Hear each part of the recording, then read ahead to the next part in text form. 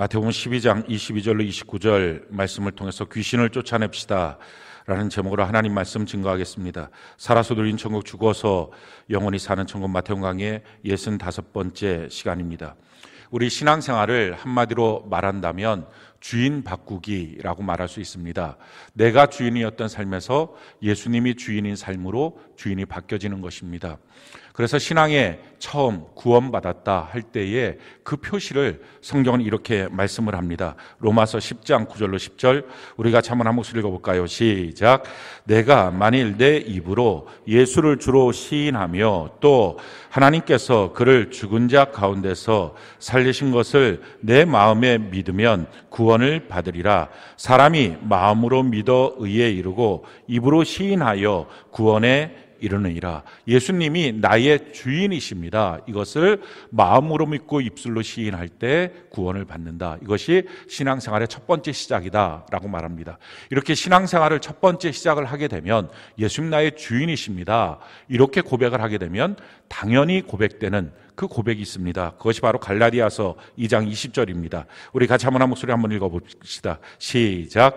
내가 그리스도와 함께 십자가에 못 박혔나니 그런즉 이제는 내가 사는 것이 아니요 오직 내 안에 그리스도께서 사시는 것이라.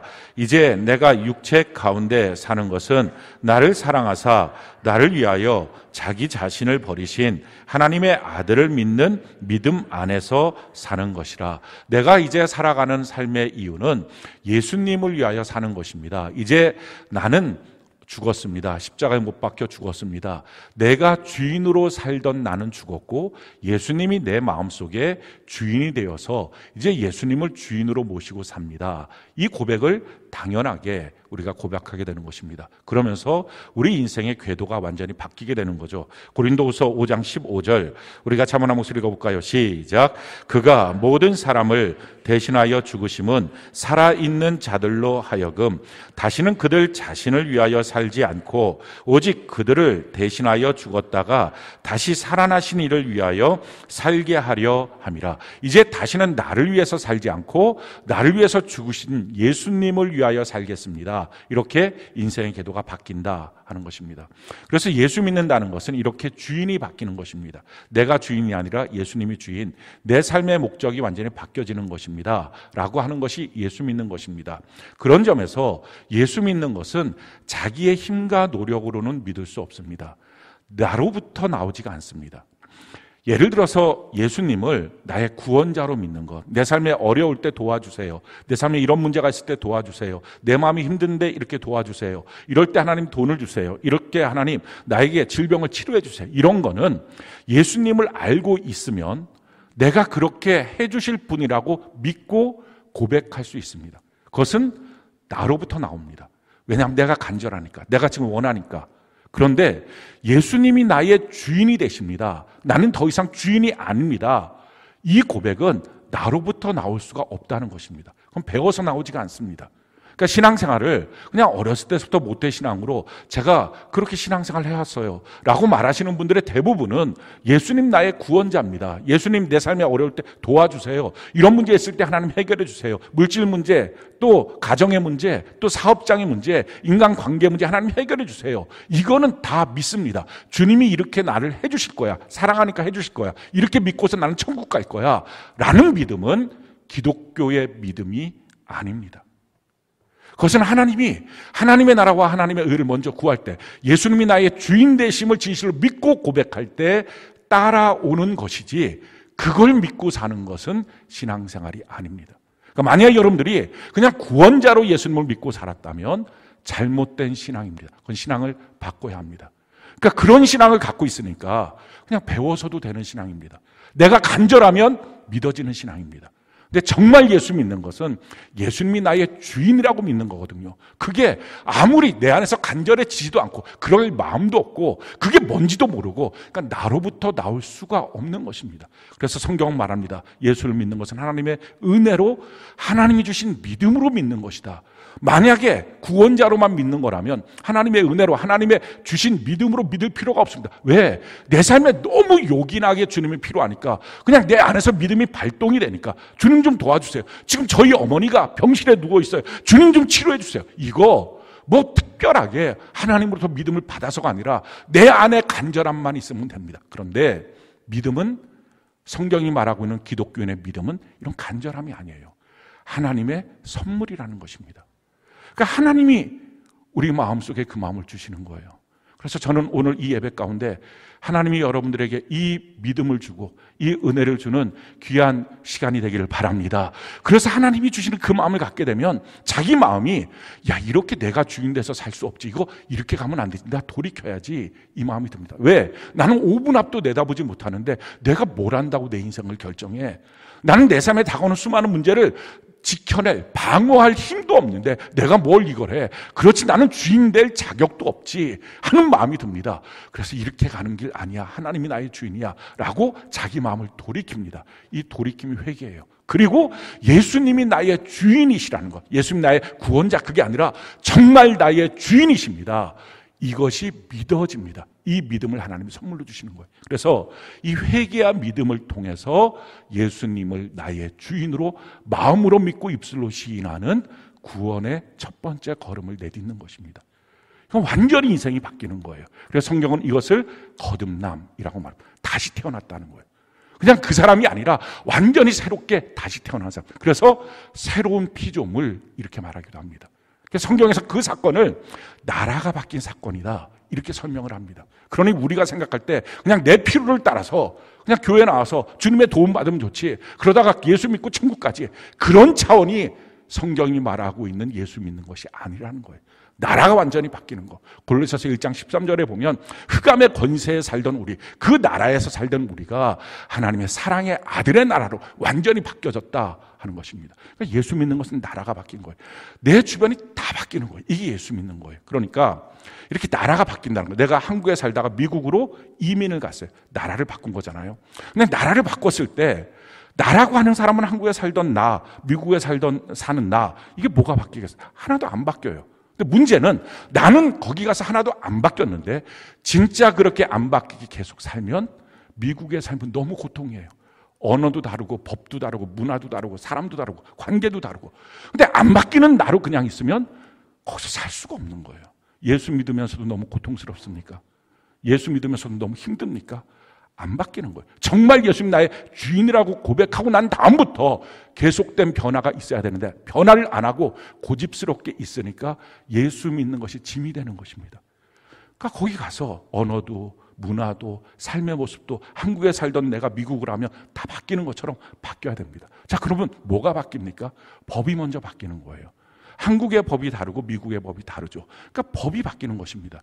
전에 우리는 죄와 사망의 법으로 살았어요. 근데 이제는 생명의 성령의 법으로 삽니다. 그러니 성경이 하나님의 법, 나를 향한 하나님의 법이라는 사실이 믿어지기 시작합니다.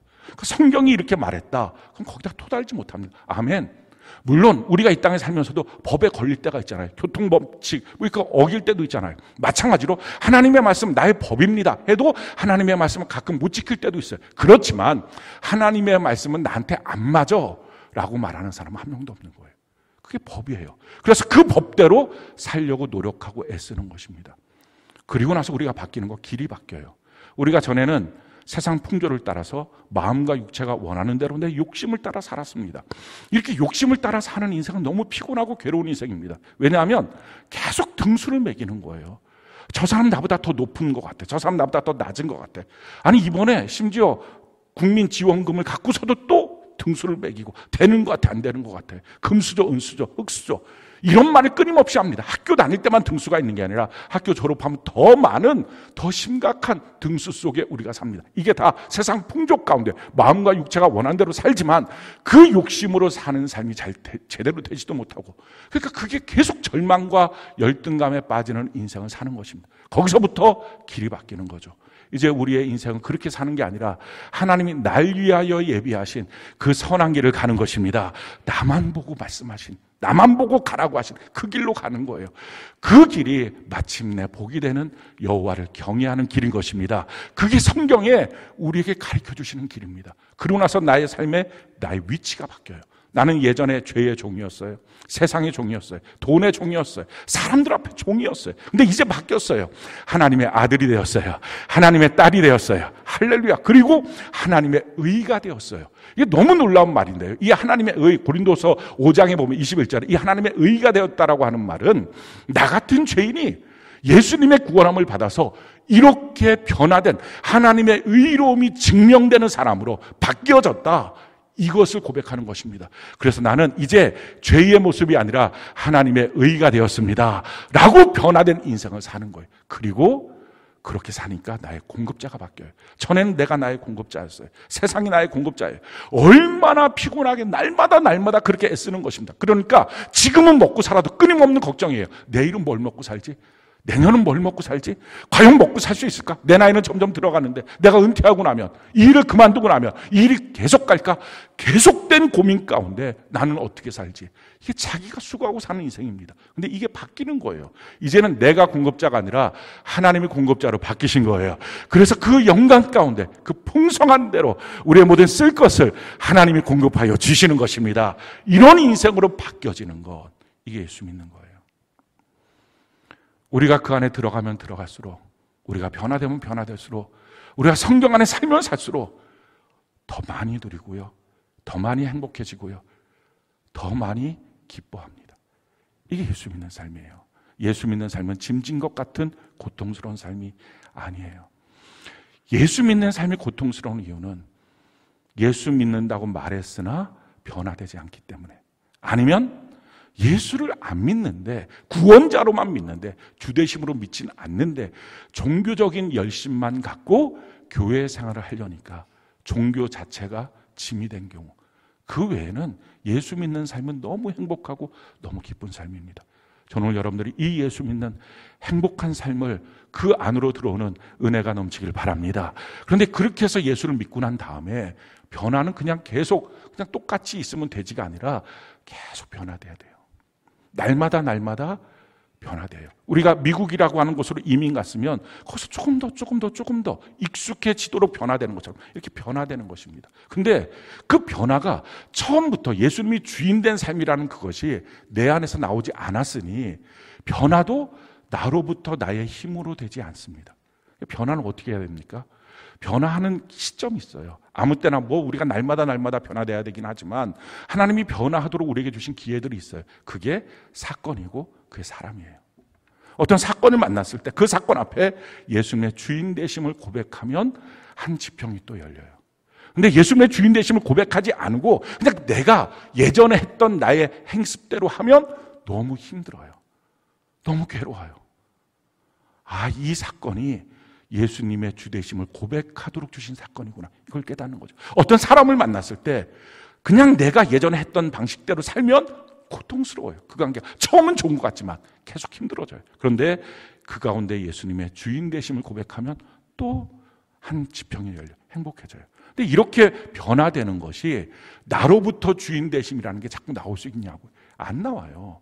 어차피 나는 내가 자꾸 내 자아가 주인 되고 싶은 욕구가 이게 죽었다고 말해도 또 살아나고 하는 거기 때문에 그 사건과 그 사람을 만날 때마다 여지없이 그게 또 올라오거든요. 그러니까 그거 갖고서는 안 돼요. 나로부터 나오지 않아요. 어떻게 됩니까?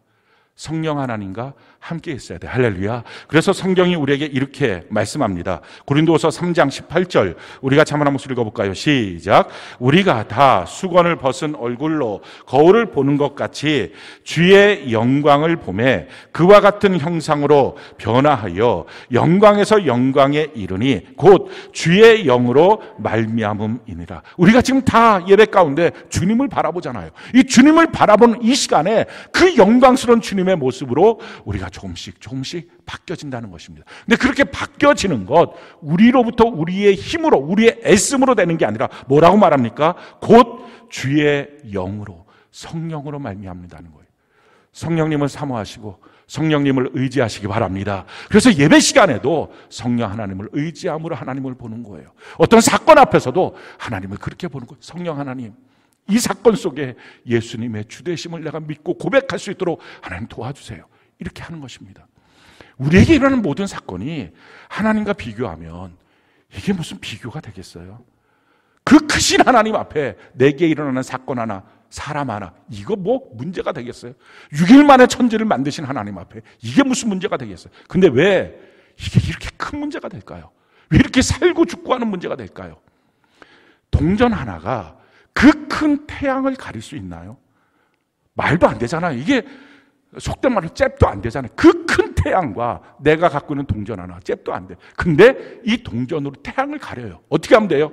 그 동전을 내 눈 바로 앞에다 대면 태양이 안 보여요. 문제와 사건과 사람을 예전에 했던 습관대로 내 안으로 끌어당겨 놓으면 하나님이 안 보여요. 그가 죽을 것 같은 거예요. 근데 그때 그걸 내려놓게 하는 것, 성령으로 말미암아 변화되는 거예요.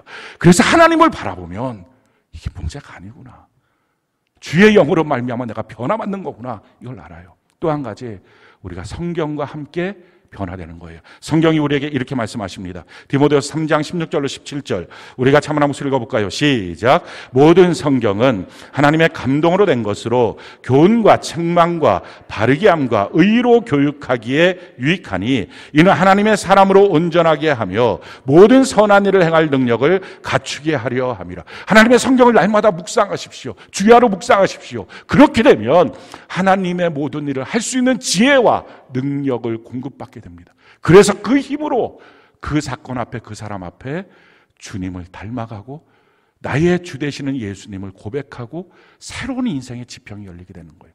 마지막 또 한 가지는요, 교회예요. 성경이 우리에게 이렇게 말합니다. 에베소서 5장 27절 우리 같이 한번 읽어볼까요? 시작. 자기 앞에 영광스러운 교회로 세우사 티나 주름 잡힌 것이나 이런 것이 없이 거룩하고 흠이 없게 하려 하심이라. 우리가 다 주님의 몸된 교회의 지체잖아요. 눈이 되고 손이 되고 발이 되고 코가 되고 입이 되잖아요. 그러니까 우리 한 사람 한 사람이 그냥 자기가 뛰어난 무엇으로 보여지는 게 아니라 그냥 주님의 몸 안에 보여진다고요. 어떤 사람은 자기가 책을 많이 읽으니까 내가 제일 똑똑해. 아니, 눈이 책을 읽으면 눈이 빛납니까? 그 사람이 그냥 모습이 멋있는 거예요. 내가 무엇인가를 쓰고 일했으니까 내 손이 빛나, 손가락이 빛나지. 그 지체가 그렇게 말할 수 있겠어요? 그가 빛나는 거예요. 예수님은 교회를 영광스럽게 합니다. 흠도 티도 없이 만듭니다. 교회 안에 우리가 뿌리 내리고 있을 때 우리도 흠도 티도 없이 변화됩니다. 여러분들이 수영장 안에 물에 튜브를 타고 있다고 합시다. 그러면 수영장의 물이 아주 밑으로 내려가 있으면 그냥 내 모습이 아무리 밟아놓쳐도 거기에요. 그런데 물이 점점점 채워져요. 그럼 튜브와 함께 내 몸이 올라가요. 똑같아요. 교회만큼 내가 영광스러운 거예요. 교회만큼 내가 바뀌어진 거예요. 내 교회 안에 뿌리 내리고 소속돼 있다는, 나 혼자 발버둥 쳐서 신앙생활, 예수님의 주되심을 고백하며 살 수 없어요.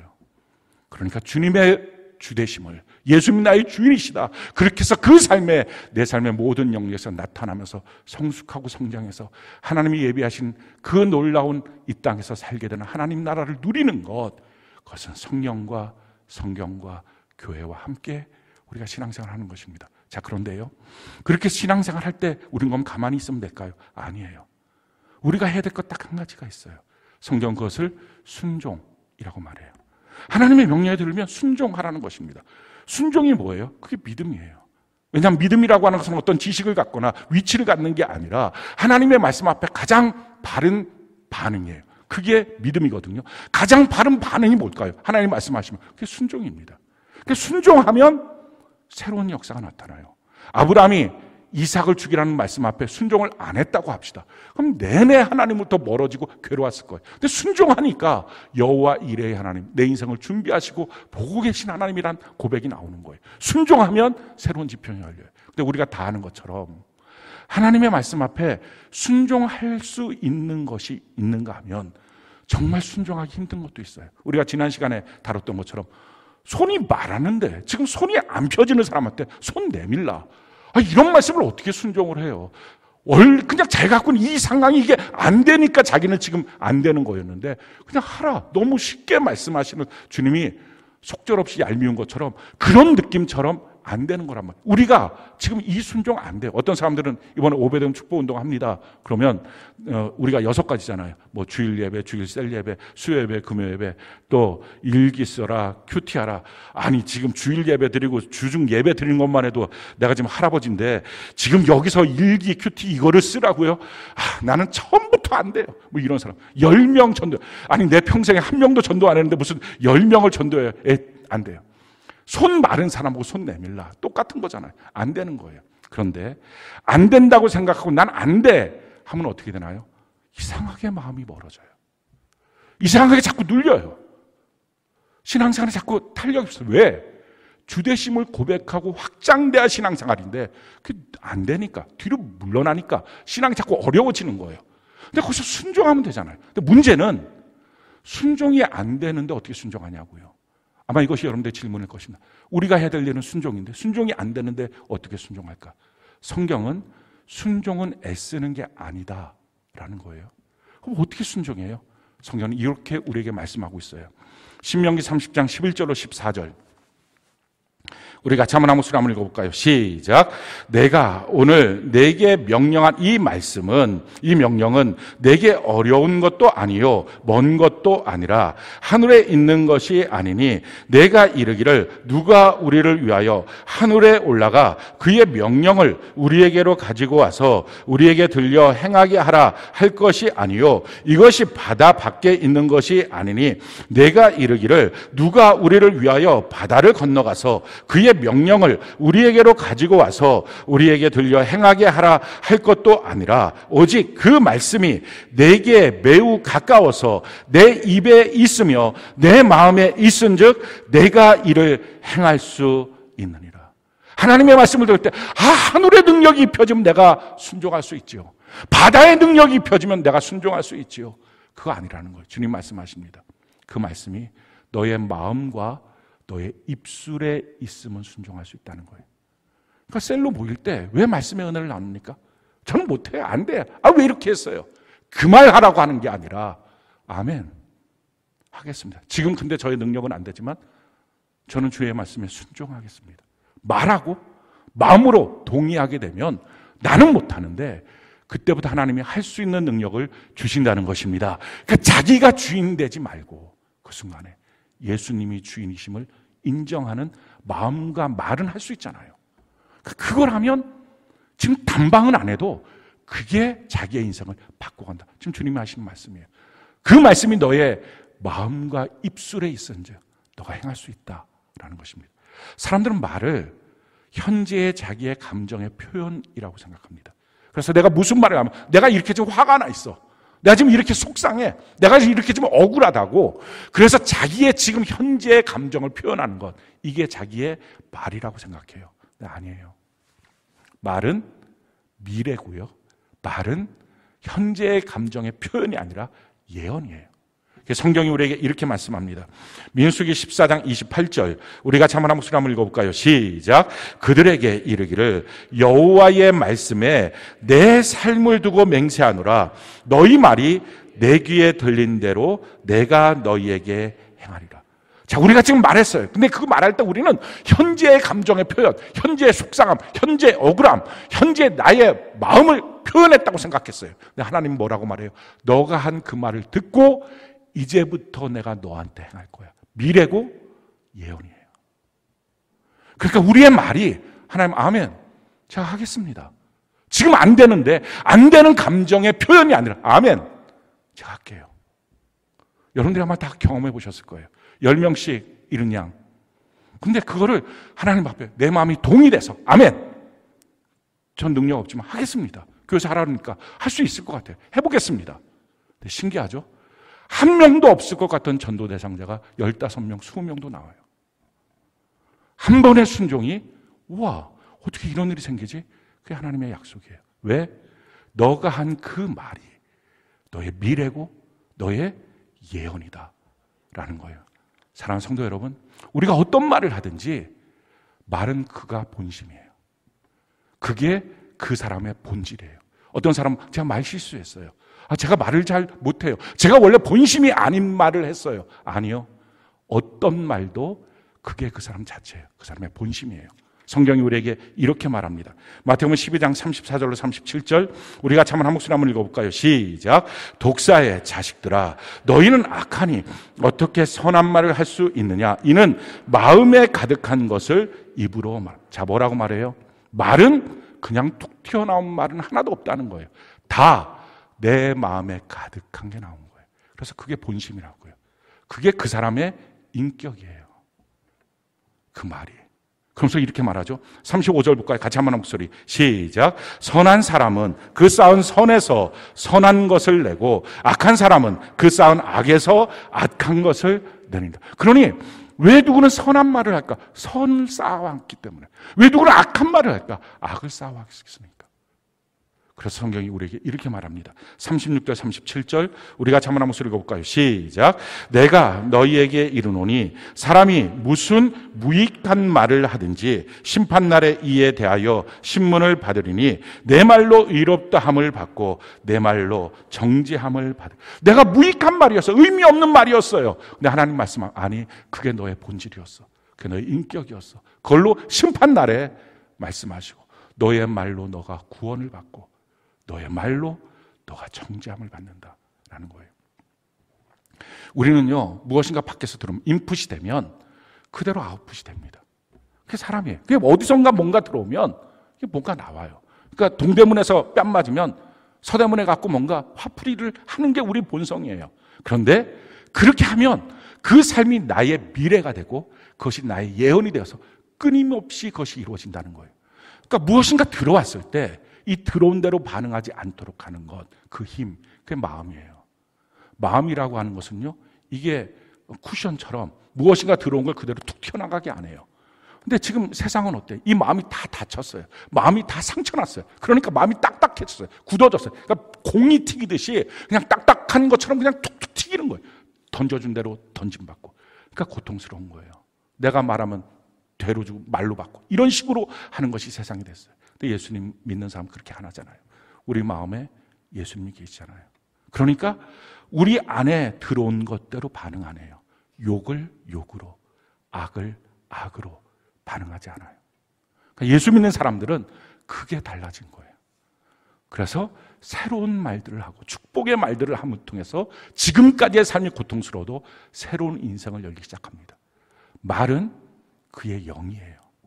그가 영이 어떤 영이냐, 그가 어떤 영적 상태냐, 이게 그의 말입니다. 성경이 우리에게 이렇게 말해요. 요한복음 6장 63절 우리 같이 한번 목소리 읽어볼까요? 시작. 살리는 것은 영이니 육은 무익하니라. 내가 너희에게 이른 말은 영이요 생명. 내가 너희에게 이른 말이 영이라는 것입니다.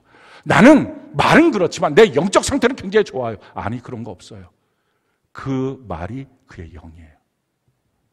그러니까 우리가 성령과 성경과 교회와 함께 예수님의 주인 되심을 고백하며 나가고 그렇게 우리의 삶의 영역에서 예수님의 주인 되심을 말하고 고백하며 나가게 될 때 꼭 필요한 것, 계속적으로 우리가 순종의 길을 걸어가야 되는데 그렇게 걸어가게 만드는 힘, 나의 애씀이 아니라 내가 할 만한 건 하고 못하는 건 못하고 이게 아니라 나의 마음과 나의 입술이 주님 앞에 드리고 순종하기 시작하면 그때부터 내 삶은 바뀌어요. 마음을 지키고 우리의 입술을 지켜서 하나님 원하시는 입술로 마음으로 만들어가는 것입니다. 그렇게 해서 우리 삶 전체가 예수님의 주인 되심이 고백되도록 그렇게 누려지도록 하는 삶, 그게 성경 전체가 이루어지는 행복한 우리의 삶이 되는 것입니다.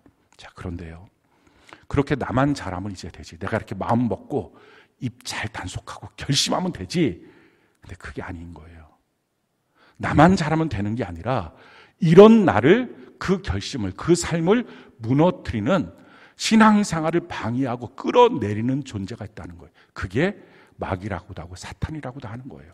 성경 것을 우리에게 이렇게 말씀합니다. 요한계시록 12장 9절 우리가 한번 한 목소리 한번 읽어볼까요? 시작. 큰 용이 내쫓기니 옛 뱀 곧 마귀라고도 하고 사탄이라고도 하며 온 천하를 꿰는 자라. 그가 땅으로 내쫓기니 그의 사자들도 그와 함께 내쫓기니라. 자, 이 땅에 와서 신앙생활 하는 사람, 예수를 온전히 믿겠다고 하는 사람들 다 흔들어 놓는 세력이 있다는 거예요. 대적자가 있다는 거예요. 그게 바로 마귀, 사탄, 용, 뱀 이렇게 불리는 그 우두머리가 있고 그 밑에 그의 사자들, 그 쫄개들이 있다는 거예요. 그 우두머리가 마귀고요. 그 쫄개들이 바로 귀신이라고 하는 거예요. 그 귀신들이 다니면서 사람들에게 그 마귀가 원하는 대로 그 사람한테 작동을 하는 것입니다. 근데 이 마귀, 사탄 이게 하는 게 뭐냐? 그 이름에 드러나 있어요. 마귀라고 하는 말은 디아볼로스예요. 그러니까 이게 뭐냐면은 둘 사이를 파괴시켜버리는 거예요. 하나님과 나와의 사이를 파괴시켜요. 교회와 나와의 관계를 파괴시켜요. 교회 안에서 세론들끼리의 관계를 파괴시켜요. 나와 영적 리더의 관계를 파괴시켜요. 우리가 친밀하게 지내야 되는 사람들과의 관계를 파괴시켜요. 이게 마귀라고 하는 존재예요. 물론 그런 일이 생길 때 무슨 일이 있었겠죠. 어떤 사건이 있었을 거고요. 어떤 말들이 있었고 뭐가 있었겠죠. 그런데 그 말들은 사실은 가만히 생각해 보면 좀 지나고 나면 그렇게까지 우리가 막 죽고 살고 할 일이 아니었을 수도 있어요. 생각만 달리하면 별것 아닐 수도 있었던 일들이었을 거예요. 근데 그게 그렇게 생각이 안 되도록 증폭시키는 거예요. 너무 힘들게 만드는 거예요. 이게 마귀가 하는 일이에요. 왜 그와 나와의 관계 속에 그 아무것도 아닌 말 한마디가, 그 아무것도 아닌 일 하나가 어떻게 이렇게 원수처럼 만들어놨지? 어떻게 이렇게 힘들게 만들어놨지? 어떻게 교회와 나와의 관계 이렇게 힘들게 만들어놨지? 그게 마귀의 일이에요. 그걸 성경적 용어로 시험 들었다 하는 거예요. 자, 이렇게 시험이 들어요. 그 다음에는 이 마귀, 사탄이라는 것은 첫 번째 마귀라고 하는 가면을 쓰고 딱 나타나고 그 다음엔 사탄이라고 하는 가면을 딱 쓰고 나타나요. 똑같은 놈이에요. 나타나서 이 사탄이라는 이름은 대적자라는 것입니다. 하나님을 대적하고 하나님의 일을 대적하고 하나님의 사람을 대적하고 하나님의 교회를 대적하고 하나님의 말씀을 대적해요. 자, 그때부터 자기 마음에 시험이 들고 나면 똑같은 설교를 들어도 똑같이 안 들려요. 뭔가 삐뚤어져요, 마음이. 그래서 메신저를 공격하고 메시지를 공격하고 막 대적하는 마음들이 막 생기는 거예요. 왜 꼭 그렇게? 왜 그런 말씀이? 왜 그런 식으로? 그거 하나님 말씀이야? 목사님 말씀 아니야? 이런 식으로 대적하는 말들. 영적 리더가 뭐라고 권면하면 왜 그런 식으로? 나 이 영적 리더 싫어. 이 셀장 싫어. 이런 식으로 반응하게 만드는 사탄이라는 얼굴로 딱 등장해요. 그 다음에 세 번째, 이렇게 해서 그 사람의 마음에 대적이 되기 시작하면 세 번째 얼굴, 용이라고 하는 얼굴로 등장해요. 이 용은 꼬리를 휘둘러서 환난과 풍파를 주는 거예요. 내 삶에 환난과 풍파를 주든지 아니면 내 마음이 막 견디지 못하는 풍파가 일어나요. 막 못 살겠는 거예요. 내가 거기서 그 사람 그대로 보고 있으면 죽을 것 같은 거예요. 막 이런 마음, 떠나고 싶은 마음, 다 끝내고 싶은 마음. 이게 용처럼 일어나요. 그리고 마지막 이런 마음이 됐을 때 뱀이라고 하는 얼굴로 딱 등장해요. 그러니까 이게 사탄 마귀의 네 가지 이름 그대로 갖고 있는 거예요. 뱀은 처음부터 창세기에 보면 에덴 동산에서 아담과 하와를 속였어요. 똑같이 속여요. 뱀이 속이는 내용이 뭡니까? 그래, 너만 힘들잖아. 너만 손해봤잖아. 너만 이렇게 고통스럽잖아. 세상 누구도 널 지켜주지 않잖아. 너가 너 지켜야지. 그래서 자기가 자기를 지키겠다고 성을 쌓아요. 지금 우리 신앙의 길은 뭐예요? 예수님이 주인이십니다. 이게 신앙의 길인데 정반대로 내가 나를 지키는, 내가 주인 되는 삶으로 바꾸는 거예요. 그 다음부터는 내가 심판자예요. 내가 판단하는 거예요. 내가 좋으면 좋고 내가 싫으면 싫은 거예요. 완전히 신앙생활에 역행하는 사람으로 만들어요. 오래되면 오래될수록 점점 더 고질병에 걸려있는 사람처럼 종교인으로 만들어지는 것입니다. 그리고 그 일들을 쫄개인 마귀들이 가서 하는 거예요. 이걸 깨트려야 신앙생활이 돼요. 이게 깨지지 않으면 신앙생활은 종국적으로 실패할 수밖에 없어요. 오늘 성경 본문이 우리에게 뭐라고 말합니까? 22절, 우리 같이 한번 볼까요? 22절, 같이 한 목소리 시작. 그때 귀신 들려 눈 멀고 말 못하는 사람을 데리고 왔거늘 예수께서 고쳐주심에 그 말 못하는 사람이 말하며 보게 되니. 자, 귀신 들려서 눈이 멀었어요. 말도 못해요. 두 가지 차원으로 이 말씀을 볼 수 있는데, 한 가지는 육의 차원이에요. 실질적으로 귀신의 역사는 우리의 육적인 환경 속에 이런 일들을 일으킵니다. 질병을 계속 일으키고 어떤 사건과 문제를 일으키고 가난의 문제를 일으키고 이런 것들을 계속 일으킬 수 있어요. 한두 병 병 걸린 거 병원에 가야죠. 가서 약 먹고 치료받아야 되죠. 근데 동일한 병이 가족 구성원들한테 계속 돌고 계속 끊임없이 무엇인가 이 병이 떠나지 않고 끊임없이 무엇인가 이 사건 문제가 집안에 떠나지 않는다면 생각을 다시 해야 되죠. 언제까지 병원 가고 언제까지 그 문제 처리하겠다고 계속 쫓아다니겠어요. 거미줄이 쳐 있어요. 거미줄 치워야죠. 근데 또 쳐있어요. 또 치워야죠. 한 3번 정도 이렇게 하면 언제까지 거미줄 치고 있겠냐고요. 그 거미줄을 치고 있는 거미를 잡아야죠. 똑같아요. 우리의 삶 속에 이렇게 도전하고는 더럽고 악한 귀신을 쫓아내야 되죠. 우리 영적인 상태도 마찬가지입니다. 귀신이 들어와서 눈을 멀게 해요. 하나님의 일들이 보이지 않아요. 그냥 자기 앞에 있는 것, 이것만 보니까 죽을 것 같은 거예요. 하나님의 역사, 하나님의 뜻, 하나님의 계획, 이거 보이지가 않아요. 그럼 말도 못해요. 예수 믿은 지 5년, 10년이 됐는데 어린아이들도 1년, 2년만 되면 말을 하는데 예수 믿은 지 5년, 10년이 되었다고 하면서도 전도 한마디 못해요. 말씀 은혜 나누는 거 못해요. 기도 한마디 못해요. 그러면서 원망, 불평만 해요. 감사 한마디 못해요. 왜? 벙어리 되어서. 이거 어떻게 해야 돼요? 이거 쫓아내야 돼요. 쫓아내면 어떤 역사가 생겨요? 오늘 28절, 29절 같이 한번 볼까요? 마태복음 12장 28절, 29절 같이 한 목소리 시작. 그러나 내가 하나님의 성령을 힘입어 귀신을 쫓아내는 것이면 하나님의 나라가 이미 너희에게 임하였느니라. 사람이 먼저 강한 자를 결박하지 않고서야 어떻게 그 강한 자의 집에 들어가 그 세간을 강탈하겠느냐. 결박한 후에야 그 집을 강탈하리라. 하나님의 성령으로 이 귀신이 떠나가면 하나님이 예비하신 그 하나님의 나라를 누린다는 거예요. 귀신이 떠나가지 않고 하나님이 예비하신 살면서 누리는 천국은 경험이 안 돼요. 신앙생활 한다고 하지만 설교에서 듣는 말일 뿐이지 내 삶하고는 상관이 없는 거예요. 내 마음하고는 상관없는 거예요. 왜? 귀신이 떠나지 않으면. 살면서 누린 천국, 죽어서 사는 영원한 천국, 귀신이 떠나가야 이루어집니다. 자, 그러면 어떻게 귀신이 떠나갈까요? 오늘 이게 가장 중요한 핵심적인 내용이에요. 어떻게 우리 안에 붙어 있고 우리 속에 들어와 집 짓고 있는 이 더럽고 악한 귀신이 떠나갈 수 있을까요? 첫 번째, 예수님 앞으로 나와야 돼요. 자, 오늘 22절 같이 한번 한 목소리 읽어봅시다. 22절 같이 한 목소리 시작. 그때 귀신 들려 눈 멀고 말 못하는 사람을 데리고 왔거늘 예수께서 고쳐주심에 그 말 못하는 사람이 말하며 보게 된지. 모든 귀신은 예수님이 쫓아내요. 예수님께 나와야 돼요. 예수님께 나오지 않으면 귀신은 안 떠나요. 자, 예수님께 어떻게 나와요? 지금 말씀 되신 예수님 앞에 우리가 서야 합니다. 자, 말씀 되신 예수님 앞에 우리가 서기 위해서 서게 되면 어떤 일들이 생길까요? 히브리서 4장 12절로 13절 우리가 한번 한 목소리 한번 읽어볼까요? 시작. 하나님의 말씀은 살아있고 활력이 있어 자외 날선 어떤 검보다도 예리하여 혼과 영과 및 관절과 골수를 찔러 쪼개기까지 하며 또 마음의 생각과 뜻을 판단하나니 지으신 것이 하나도 그 앞에 나타나지 않음이 없고 우리의 결산을 받으실 이의 눈앞에 만물이 벌거벗은 것 같이 드러난. 하나님의 말씀은 칼이에요. 검이라고요. 근데 이 칼, 이 검을 갖고 다른 사람을 향하면 이게 정죄의 칼이 되고 그를 죽여요. 말씀 들었지? 너 이렇게 해야 되잖아. 너 말씀 그렇게 했잖아. 너 그렇게 해야지. 다른 사람을 향하면 그 칼은 그 영혼을 죽입니다. 그게 정죄예요. 똑같은 말씀의 칼을 갖고 다른 사람을 찌르는 거죠. 말씀의 칼은 항상 자기만을 향하는 거예요.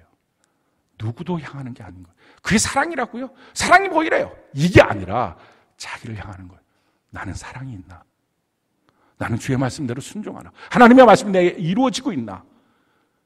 자기가 하나님의 말씀이 그 칼이 자기를 향하면 혼과 영과 관절과 고수를 찔러 쪼개고요. 자기를 다 벌거벗긴 사람처럼 만들어놔요. 얼마나 수치스러운지, 얼마나 자기가 더럽고 추한지 이게 그대로 노출돼요. 근데 말씀 앞에 서 보십시오. 그러면 괴로워 견딜 수 없는 막 뛰쳐 도망가고 싶은 그런 자기의 모습, 자기가 꽤 괜찮다고 생각했는데 형편없는 인생이라는 것이 드러나요. 그런데 그렇게 말씀 앞에 딱 서고 나서야 그 다음에 하나님이 주시는 말씀이 있어요. 거기까지 안 쓰니까, 그게 듣기 싫어서 안 쓰니까, 그래서 막 귀 막고 자기가 원하는 말씀만 들으려고 쫓아다니니까 진짜 주시는 하나님의 말씀을 못 듣는 거예요. 말씀의 칼 앞에 자기가 완전히 너덜너덜해지게 서 있어야 그 다음에 들려요. 그 다음에 들려진 하나님의 말씀, 바로 이 말씀이에요. 스바냐 3장 15절로 17절 20절 우리가 한번 목소리 한번 읽어볼까요? 시작. 여호와가 내 형벌을 제거하였고 내 원수를 쫓아냈으며 이스라엘 왕 여호와가 내 가운데 계시니 내가 다시는 화를 당할까 두려워하지 아니할 것이라. 그날에 사람이 예루살렘에게 이르기를 두려워하지 말라. 시온아 내 손을 늘어뜨리지 말라. 너의 하나님 여호와가 너희 가운데 계시니 그는 구원을 베푸실 전능자시라. 그가 너로 말미암아 기쁨을 이기지 못하시며 너를 잠잠히 사랑하시며 너로 말미암아 즐거이 부르며 기뻐하시리라 하리라. 내가 그때에 너희를 이끌고 그때에 너희를 모을지라. 내가 너의 목전에서 너희의 사로잡힘을 돌이킬 때에 너희에게 천하 만민 가운데서 명성과 칭찬을 얻게 하리라. 여호와의 말이라. 내가 완전히 주님 앞에 발가벗겨진 것처럼 너무 부끄럽고 수치스럽고 이런 죄인 어떡하냐고 주님 앞에 이렇게 꼬꾸라지기 시작할 때 그때 주의 음성이 들려요. 뭐라고 들립니까? 내가 너의 형벌을 제거했고 다시는 너가 화를 당할까 두려워하지 마라. 너 내 손을 늘어뜨리지 마. 낙심하지 마. 너의 하나님 여호와가 너희 가운데 계시니 그는 구원을 베푸시는 전능자야. 그가 너를 보면서 너무 기뻐하시고 그가 너를 잠잠히 사랑하셔. 너의 인생의 명성과 칭찬을 주시려고 준비하고 있어. 그게 하나님의 음성이에요. 하나님의 말씀 앞에 서 있는 자만이 그 음성을 들어요. 나 꽤 괜찮죠?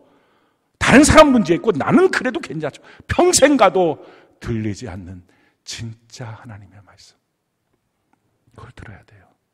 그걸 듣고 나면요, 그때 자기의 진짜 모습이 보여요. 나를 얼마나 주님이 사랑하시고 내가 얼마나 존귀한 자인데, 그런데 이 더럽고 악한 귀신 나에게 붙어 있어서 나를 그렇게 못 누리게 하는구나. 그때부터 자기 안에 붙어있는 귀신이 미워지는 거예요. 원수같이 여겨지는 거예요. 귀신이 미워지고 원수같이 여겨져야 귀신을 쫓아낼 수 있어요. 그렇지 않으면 안 떠나요. 자기 마음속에 그들을 허용하는 마음이 있으면 안 떠나요. 귀신이 너무 미워져야 돼요.